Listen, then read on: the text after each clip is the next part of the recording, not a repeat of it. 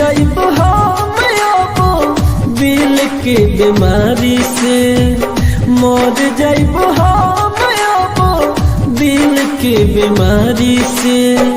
भर दिल जिंदगी हमर हो, भर दिल जिंदगी हमर गम और दारू से।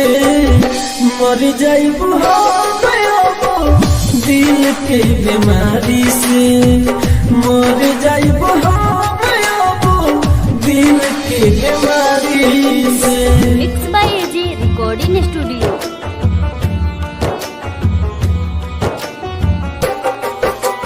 बोलू बाबू, बोलू बाबू, बोलू बाबू।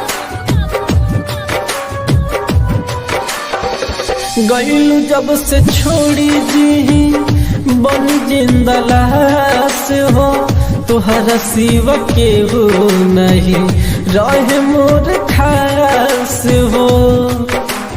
हाँ गईलू जब से छोड़ी जी बन जिंदा लाश हो, तुहरा सिवा के हो नहीं रहे मोर खास हो। काम नहीं करे दर्द हो,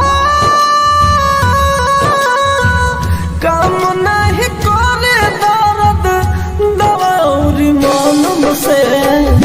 मर जाइब हम अब दिल के बीमारी से, मर जाइब हम अब दिल के बीमारी से।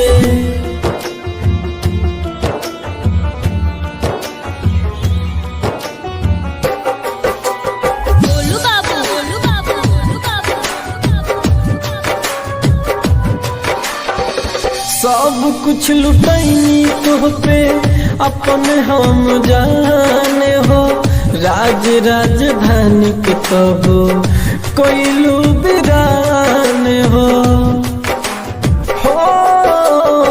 सब कुछ लुटैनी तोह पे अपन हम जाने हो, राज राजधानी के कबो कोइलू बिरान हो।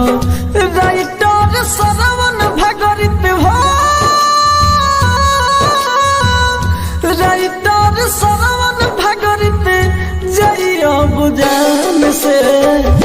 मर जाइब हम अब दिल के बीमारी से, मर जाइब हम अब दिल के बीमारी से। एजी रिकॉर्डिंग स्टूडियो रोशनपुर सपहा।